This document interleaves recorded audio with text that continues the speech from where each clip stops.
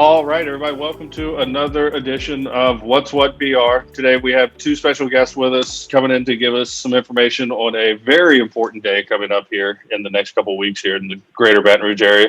We've got Ethan Bush and Tristy Charpentier. Got it? For anybody who wasn't there, Got I'm it. watching this beforehand, so I'll just be honest. So, how's it going, Ethan? How are you? It's great, Brandon. Thank you for having us. Tristy and I are excited to kind of give everybody an update on something I think is going to be very impactful for the Capital Region here in a couple of weeks. Awesome. Tristy, how's your day going? Yeah, we're excited to be here. It's a Monday morning, and we are getting it going. It is Monday. For anybody, we're Monday. I would write a check for this weather every day if I could get this. No doubt. I would literally. I'd put money on it every day. It looks perfect. We got to figure out for you to record outside so you can take advantage of these days. We've got a number of people that keep reaching out wanting us to take this on the road. And okay. We're trying to decide, I did double pneumonia and COVID at the same time. So I am full blown in the wild. I've got an antibody. I'm ready to roll. So it's when it's safe for everybody else. We're going to try to see if we can get out there and try to actually see some of these places. We've talked with everybody from tourism to congressmen to business owners, and I think it'd be more fun to actually be sitting, like in the business or sitting around the conference room, the war room table, even for this conversation, just be sitting there going, how's this going to work? So. Sure. Yeah. So for everybody who doesn't know, our goal, purpose today is, we've all got a million, hats that we wear these days. But today we're talking about, for anybody who hasn't heard, it's 225 Gives. It's a campaign that started. Then it's for taking place. It's for 24 hours, an online giving that's going to take effect on December 1st. Right? That's right. Yeah, Brandon, it's actually, so 225 Gives is a new, what we consider annual initiative that'll take place in support of our nonprofits across the 10 parish Capital Region. Tristy works with the Huey and Angelina Wilson Foundation. They were so important to helping get this launched. It's being presented by the Baton Rouge Area Foundation and Capital Area United Way. The strict goal with this is to give a platform for community to support just the multitude of nonprofit needs that we have across our community, but really to help energize them going into 2021. I mean, as we've talked about, as you just mentioned, when it's safe for everybody, 2020, as everybody can expect, has really been hard on all businesses, but it's been very tough on our nonprofit community. They have struggled. Fundraising is down.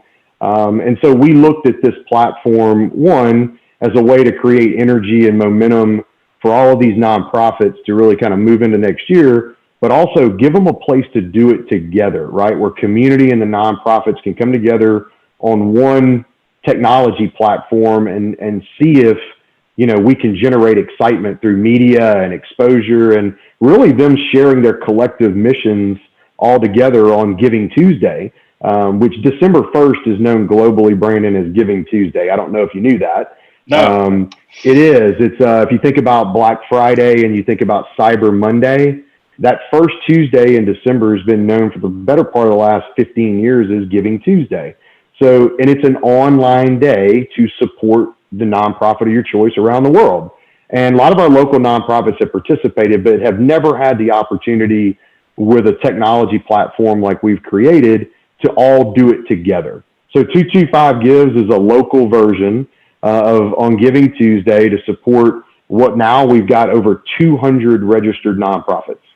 So 200 nonprofits are all going to be working together to share their mission and raise dollars from the community. 1 week, there'll be an early giving period, November 24th through the 30th, and then a 24-hour giving kind of extravaganza and day on December 1st, which is Giving Tuesday. That's amazing. The couple of things come to mind, just to run through there. Sure.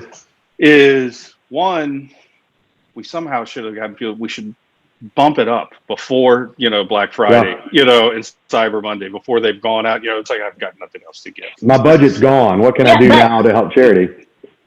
But no, the way that I usually pitch it is all those savings you got on Black Friday and Cyber Monday, take those savings and give them to your nonprofit partners, right? Save the receipts, add them up. When you come back, my wife comes home like, I saved this much money. I'm like, well, you would have saved a lot more if you didn't go. But at the same time, is a sale really a sale? Yeah, I got you. Yeah. So, but no, I think that's awesome. One of the things that also you mentioned, the one platform where this really works is there are so many nonprofit. You mentioned 200. I'd be willing to bet that most people probably couldn't name 10, off the top of their head. And where I'm going with that is it's hard, to give. If you support, one group, you've got to, find, where's the group? How do I get the money? Do people take checks anymore? Can I just go online and do it? It's a lot easier. I don't know where to mail it. Amazon has this theory, which I think, it's, I guess you call it law now. They pretty much made it. It's what we call, and I call it in the marketing that I do, it's the frictionless transaction. How do we make it less painful? If we've got to tell somebody, go to, such and such nonprofit, they're open from 9 to 5. You can go inside, you can write a check, or you can go online and send them a PayPal, or you can Venmo them. I was telling a story to somebody not too long ago. I think our society's moved this way. I was right before the lockdowns. I was in Clearwater Beach. We were sitting at a little bar and a guy was playing and he had his tip jar out. But I'm telling you, from across the bar, I have the picture still. He had a full-blown poster board of a QR code of his Venmo account. So no matter where you were in the bar, you could just hold up your, phone and Venmo him something. And that's great. That's the platform, right? That's what we're talking. We've built here is to where you got 200 different nonprofits to be able to sort through, sift through, see how this, how the system works and how it can help, and you don't have to get off the couch. Yeah, and the idea too is that they all have their specific pages that they've built on this platform, right? So if you're a donor, like you said earlier, it's hard to give. I don't know where to give or who. This is an ability to go search in different ways, learn about organizations. We actually put a bunch of resources out, not only for our nonprofits, but we actually put some donor resources out. If you've never been a donor and you walk into Giving Days, like, this year, my family, we're gonna be intentional about supporting some local organizations that are doing good. Well, but we don't know really where to start and have that conversation as a family. We actually put some resources out with some exercises that help families take them through the process on how to be philanthropists. It doesn't matter the amount, right? It's the intention of going through and determining how does this fit in our family's values and where do we want to make an impact. So all of that material is there. It's interactive. And then over the next 14 days, really on into Giving Day, these nonprofits are sharing their message, right? And sharing, this is why we're participating, and this is what we're doing to make change, and this is where we're going in 2021. And so hopefully this platform also lets them cast their net a little bit bigger than their current donors and supporters, and they have new energy and new donations coming into them as a part of their efforts. Because you and I both know 200 plus nonprofits carrying their messages and tying it back to that central hub, right, of 225 Gives, they're all going to benefit together from it. So absolutely. I mean, the thing about the platform is that you can actually go in and select as many nonprofits as you want and check out with one transaction. So you can say, I want to give to nonprofit A $50, nonprofit B, I want to give them $20. And then you add that all up. It's like an Amazon shopping cart. And you do one transaction for all of the donations. All of the donations go directly to those nonprofits. They get everything minus some processing fees for the platform. Amazing. And I think that's what's key, right? We're all looking, we all want it easy. It's too much now. It's when you can order McDonald's and have it brought to you, at this point in life, without even having to speak to anyone. I had a conversation with somebody the other day and I was like, well, you have your phone. Did you call them? They're like, no, I've emailed them. I've texted them. I've sent them a message on Facebook. I'm like, did you call them on your phone? And it's they're like, no, they want to just make it easy. You know, it's Right. every one of these nonprofits. I'm sure you could probably call and make a donation, but that's not what people are looking for. They're looking for an easy way. Not that we're all looking for an easy way out, but we're all busy, and a lot of things. I tell people this all the time when it comes to, you know, their businesses. It's 2/3 of the day. Most businesses turn their back away from their customer and just say, we're not here. You know, 2/3 of the day, you're not there for them. So it's only 1/3 of the time you can actually help or do anything. Whereas, at least for me, my wife, and my house, most of everything, you know, when it comes to, are we going to give? Are we going to go on a vacation? When those decisions are made, it's like 9 o'clock to midnight when those decisions are getting made. Right. And if somebody, you know, if you're watching, you know, if you're talking about it, it's not and here's the thing, I've used this example so many times on this show. When people put on their to-do list, you know, get tires, you know, it sits there for weeks and weeks and weeks at end. You can put down, I want to donate, you know, to, you know, the Cancer Society.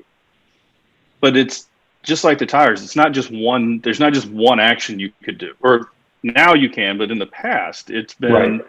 I got to make a phone call. You know, who do I, you know, go, how do I go about doing this? I need to go look up on their website. And if I go to the website, is that money staying, you know, here? Is it going away? You know, is it local? Am I at the right place? Is it say, it's all these different things versus, you know, now just go to the website. You can get it done. It's not a matter of having to call the guy who your buddy down the street who knew a guy who had the good price on tires and then call the shop and see do they have them in stock. It's all these other things that you got to do to actually get the act of, you know, getting new tires done versus where I try to tie this back together is if it's 10:30 at night and my wife and I go, you know what? Yeah, let's write a check. I think this year, you know, we feel like we've been blessed. Let's do this, you know, let's push that, you know, let's bless somebody else with this. Okay. I'll put it on the list to do. I'll call them tomorrow morning. If I would have just said that last night and you had the morning I had this morning, there's no way anybody got that phone call. Right. So, yeah, and I think what's important, and you both, Tristy is exactly right. The way we operate with time, right, and convenience today, the way we do our holiday shopping and the way that we do our grocery shopping or just eating out, the same sort of thing happens in that space when we're thinking about supporting our nonprofits. And yes, nonprofits are doing a great job cultivating donors and bringing prospects into their organization, and they do unbelievable work in our community. But if we can provide some technology resources and a little bit of media and exposure to help them all in just this little bit of time, we're just hoping that sort of helps build the nonprofit community a little bit and help ignite them a little bit going into next year. And that's really the goal. The other thing that I would say is that we have had unbelievable support from so many sponsors. And I'm not going through the list, but what I would say is that when you look at these giving days, Brandon, around the country that are coordinated like this, they provide further incentives for these nonprofits. And so we went out, the Wilson Foundation, other funders, and we said, all right, let's get some businesses that will help further incentivize the nonprofit effort. So if XYZ nonprofit goes and raises a certain amount of money, how could we incentivize them or incentivize everybody who really takes this on and participates? We've generated almost $500,000 in monetary prizes, incentives, and what we call a proportional share fund. So they'll all split that up basically on how they do. So the idea is they now have a $500,000 pot of money that's going to be available to them on top of what they raised December 1st, encouraging them to try harder to share their message and to put their strategies in place and really go out and try to capture those dollars. And so it was a way for some of the foundations and corporations in our community who are not saying, I don't have a specific nonprofit, even though some of them do. They're like, I'm going to put this money into a pot so that all 200 have access to it. And we're just blown away by the support there. So there'll be another $500,000 on top of everything else raised that day that will then be distributed out to the nonprofits based on how they do. that's amazing. That's a win before you start. You know, We think so. Yeah, it's kind of the way I would. Well, think about it this way. If the nonprofits, the amount of time that they're having to put in, which we're so appreciative of, this also just incentivizes them to really take it serious. Not that they wouldn't sign up and take it seriously, but this really pushes them to maximize their efforts that day. And what we've told the nonprofits is like, don't change your fundraising strategies, right? You're in the end of the year. This is when you're doing your big fundraising. Just incorporate this day and go after some of that $500,000 challenge fund that we've put in place, and just do better than you were going to do on your own that day, right? You were going to raise a little bit of money, but man, imagine if you go raise money on this platform and then have access to some of those other dollars. So they've really got behind it. They're excited. They're learning with us, right? This is the first year we've done it. What I would tell you is that, as crazy as this sounds, there's 3 giving days like this in the state of Louisiana. And we haven't had one. And a lot of them have had it for years. There's one in the Lafayette area, there's one in the Shreveport area, and then there's a larger one in the New Orleans area. The New Orleans one's been going on a few years longer than everybody else. They all use the same sort of technology platform that we're using, and they've had unbelievable success coordinating this day. And this is the first time the Capital Region, Baton Rouge more specifically, area has taken it on. So we're thrilled. It's about time. I guess we're a little late. I guess but, so. You know, Yeah. we're Better here late than never. So. And I know Ethan said he wasn't going to go through the list, but I do want to give a shout out to several companies who really came behind us. They rallied. They helped us get to that $500,000 mark. Blue Cross Blue Shield of Louisiana Foundation, the Pennington Family Foundation, H&E Equipment Services, Price Plum Law. They all came in with some very nice donations to help us get to that $500,000 mark. Significant leadership gifts to get us there. And I will tell you this, Brandon, if you go look at some of the other giving days around the country, I'm going to brag on our community before we even get started. They don't have incentive funds this large for the size cities and regions that we have. So we're doing everything we can with those funders to give as many opportunities to these nonprofits as possible. So we knew it was a stretch goal to get there, but those companies and foundations really stepped up. And now it's really in the nonprofits' hands, right? We're putting media and awareness, like you had graciously inviting us on your show to talk about it. Now it's the responsibility of not only, hey, the media to help us, what is 225 Gives, how's it different, but it's really, as those 200 plus nonprofits spread their message, hopefully community really starts to become aware of this, and they plan, right? They plan for this day, even if it's at 10 o'clock on their computer at night, picking the 5 charities and put it in their shopping cart and checking out, right? They plan to do it that day. And hopefully we have a large goal. We've hit our first 2 goals with the amount of nonprofits that we hope would participate in the challenge fund. We have a large goal. We're trying to help nonprofits raise over $4.225 million in the early giving period, and then on December 1st, which is the main day. So it'd be a lot of money going to a lot of nonprofits, which we would certainly be thrilled about. So, but this campaign is about participation, right? This is learning about organizations and jumping in at any amount. This is, not just for donors that I'm going to give every organization I know $1,000. That's not what this is about.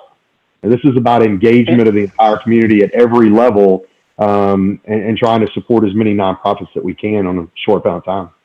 Well, and I think that's what's great about the platform, and I'll say this, maybe which is what a lot of people are thinking, for that, person, it's every nonprofit, and everyone says, it's not the size, donation, it's every little bit, every dollar helps. That's right. But most people, if you're only able to give, $5, most people might feel that they don't want to, previously go walk into that business, and say, look, this is all I have. Mm-hmm. But if you can take 1,000 people that only have $5, mm-hmm. We've now raised $5,000, so this mm-hmm. is a very big deal that you can do right from the couch. It doesn't matter what it is. And it just seems, very, very 2020-ish, like not from a bad thing, but from the days of, where we are, right? This is the age that we live in, to where all you need, is one of these to be able to make a donation. And if it's $5-10 is what you can do, that's what you can do. and let's do It's it. great. Well, and here's the thing. I was told in doing, one of my best friends is a CPA, and he works with a lot of the nonprofits, here in town. And what a lot of people don't realize is a lot of these nonprofits, were not able to do, their golf tournaments, their fundraisers, their auctions. They weren't able to do these things that they had budgeted for. And what him and I've talked about is a lot of people, and what's scary, because what people don't realize is how many different things that these organizations are doing in our community, these services they provide. And this gets into the weeds a little bit, but I wanted to bring it up on here because I didn't realize it, but all of these nonprofits have to have like an audit every year, and that is money that they've got to spend. So it's not necessarily, if you don't have these audits, they can't go forward, like they have to have them to keep, doing what they're doing, and that can be expensive. So it's not just a matter of, they didn't get to raise money and they didn't get to, do the mission that they wanted to. You got some that could possibly be in a situation where it's like, we may not be able to continue if we can't get this done. I think it's a huge. And that was one of the primary drivers for us in bringing this event forward, because at the same time that individuals are feeling the crunch of COVID, they've lost jobs, they have more responsibilities, businesses have had to lay off employees. All of these people are going to the nonprofits to receive services. And it's the same time that the nonprofits are not able to fundraise in ways that they have in the past. So we did a survey earlier this summer about the health of the nonprofit sector.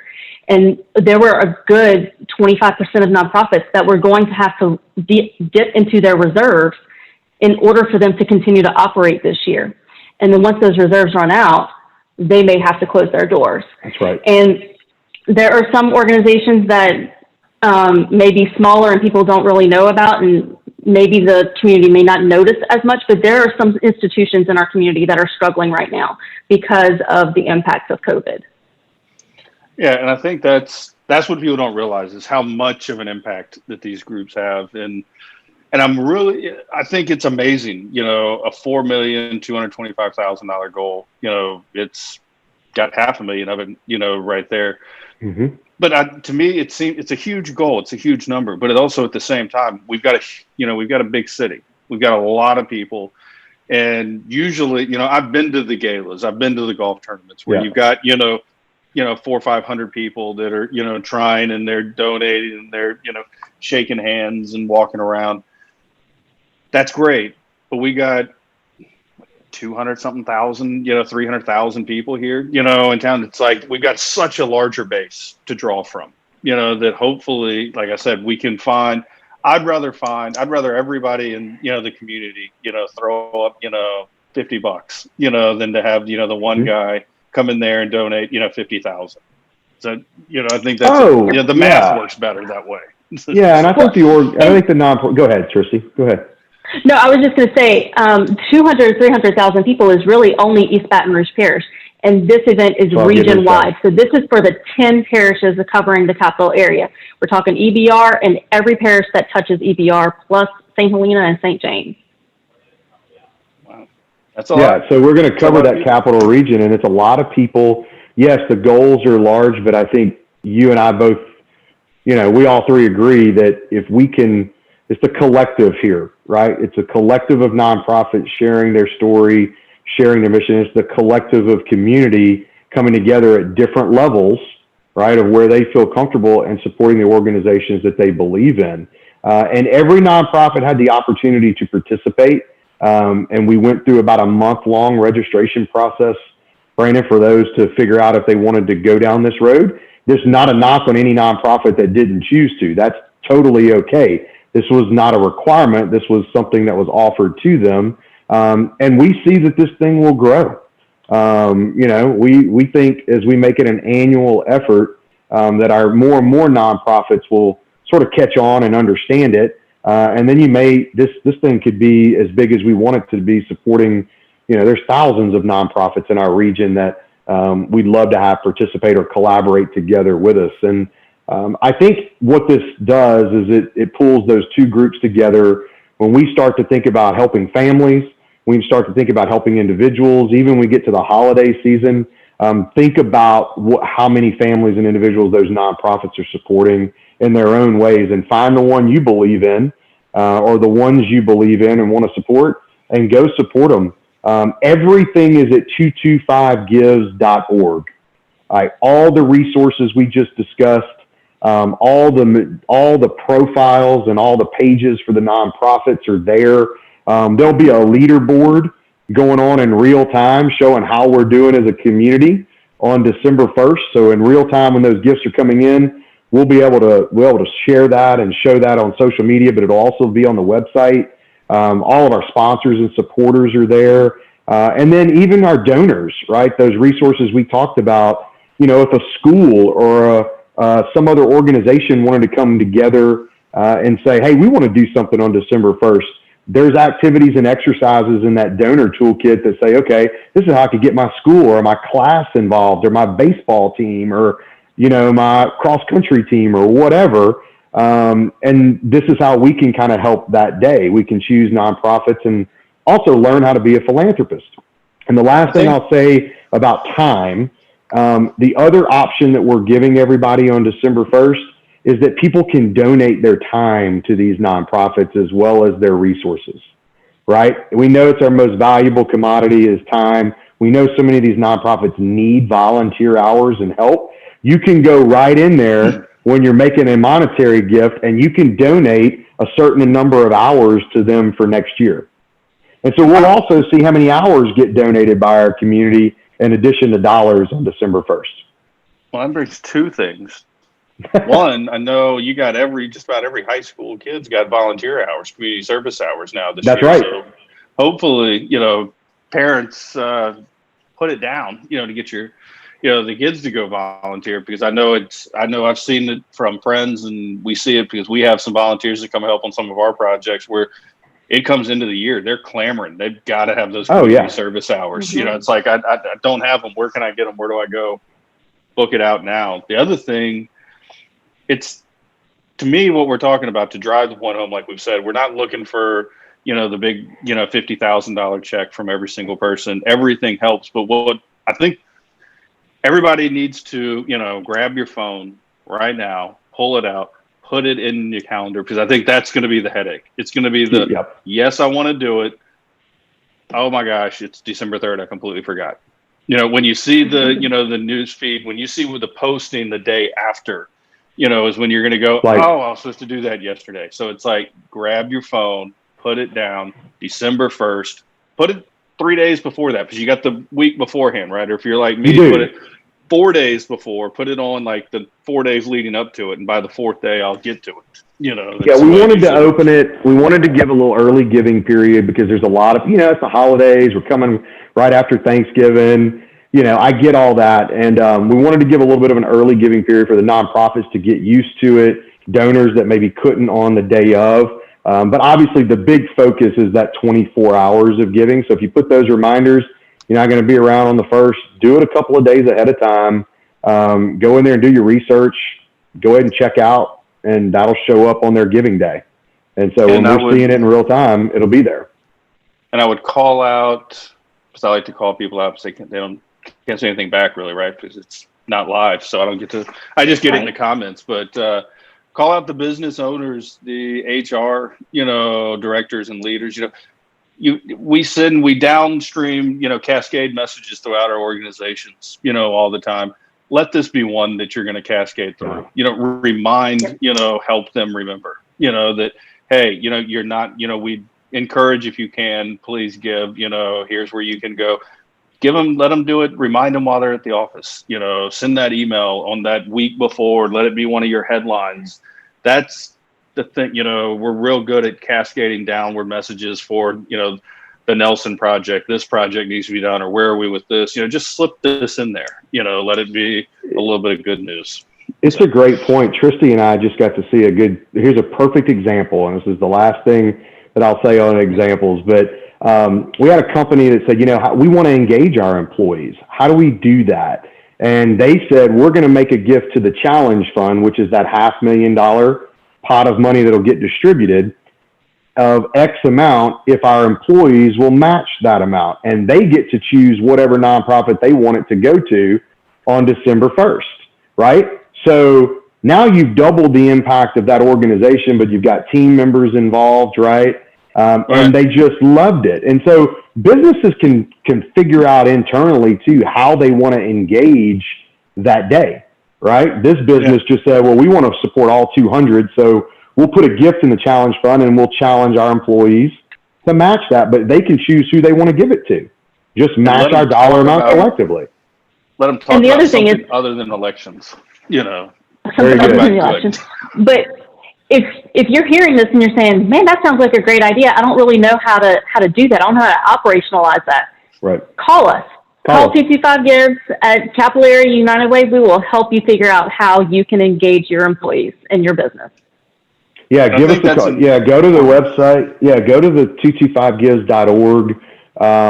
You know, we're there. Tristy and I are part of the planning team with United Way and Brass to help with this. If people's got any specific requests, like Tristy said, we do have an email address. It's 225gives at CAUW, Capital Area United Way, 225gives at CAUW.org. But the website's got all of that, and it is so intuitive, and it's easy to understand what's going on when you go look at it. And you can see all the pages now. They're still working on changing things and adding pictures and testimonials and their incentives that they're doing and challenges. But go check them out. It's happening now. Absolutely. And if you're listening and you're already really passionate about a nonprofit that is participating in 225-GIVES, you can create what we call a fundraiser page where you go in, you say that you want to raise, say, $1,000 for an organization, and then you can share that page with your network on Facebook or Instagram or Twitter or whatever, your email address list. And so telling people why you are passionate about this organization and why you're raising the money so that maybe they will also contribute to that organization as well. And that money feeds into their totals on Giving Day. Sounds like there should be some competitions running between some people. Should be. At that point. Should be. So I hope there is. It's a good thing to have if so. Right now, the fundraising pages that are up, I know that several of them are employees at some of the nonprofits, so I feel like there might be some internal competition amongst the staff around who can raise the most money during this event. Absolutely. Yeah. Well, it sounds like it's going to be something fun. You know, it's something that we've needed, you know, in the community. It's something the nonprofits, you know, Lord knows they need it. And so I think this is great. I think it's great you guys have put time and energy into this. It takes a lot to get these things off the ground. The websites just don't stand up by themselves. So I appreciate y'all putting this together and the effort and the moving, parts and pieces and and all that, and still trying to do a regular day job at the same time. So well, same with you doing your regular day job and hosting this to help provide a platform to have a conversation and share this kind of great information. We so appreciate it. And we just challenge the community to go learn and go dig in a little deeper with some of these incredible nonprofits and figure out a strategy on how you want to support them and help them launch into 2021. The last idea that just popped in my head for somebody, I guarantee you there's people out there that, you know, just feel that maybe they just can't give, you know, as much. And, you know, but I think what's also important, to me, just as important as giving would also be, you know, teaching your kids to give, you know, and letting them see that you do this. And we're all, you know, in a different world right now, and everybody's got their own situation. But, you know, I'm picturing, I've got a 12-year-old, you know, daughter, and I've got 7-year-old twin boys. You know, and their idea of a lot of money and my ideas of a lot of money are two completely different worlds, right? You know, it's, you know, one of the twins finds a quarter and they just think they're loaded, you know? And so, you know, the thought, you know, just maybe an idea, just to, you know, sit down and talk with your kids and, you know, maybe do your own little matching fund, you know, with your kids and your family, you know, teach them that, you know, hey, we're going to give, and you may not have huge amounts to give, but at the same time, you also know, for the most part, you know how much money your kids have because you probably gave it to them. So, you know, you're not going to get, you know, snuck by surprise that, you know, kid pulls out, you know, with a couple $1,000s and he's expecting you to match it. But it'd be a good exercise to, just put the iPads down for a little bit, maybe just over Thanksgiving, talk to the kids about it over dinner, or with the family, and just kind of say, hey, look, this is what we're going to do. We all are going to do our part. And what you're doing is you're teaching them, and they might all scratch together, $6, $8, $10, and maybe you're matching it. Maybe you've got a $30, they've come up with 15. And so you match it and you make a $30, but to me, more importantly than the $30 is the lesson that they learned by watching you, give and teach them that that's what you do as a family, because that's going to continue to go, forward. That's right. Because maybe it turns into, hopefully like you said, we can continue to do this, and maybe it becomes the tradition, at some point to where, my 12-year-old is 17 and she thinks she's going to get one over on me because she's been saving, because for the last 5 years, we always, I match whatever they give. And so she wants to, it makes a difference for her, but that might be that's a way I think maybe parents who don't feel that they could do a whole lot, but could have a whole lot of an impact that they would never even realize. And so, yeah, that's a great you idea. Said it well. You said it well. Well, December guys, 1st. December 1st is the day. That's it. Let's see what happens. We'd love to have you back after, see what happens, and Absolutely. kind of give it Love for it. everybody. So, We love it. Yeah.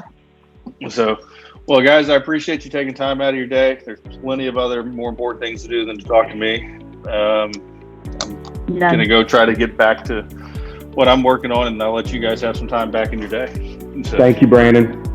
all right, Appreciate guys. so much the for time, having man. us. Good to talk to you.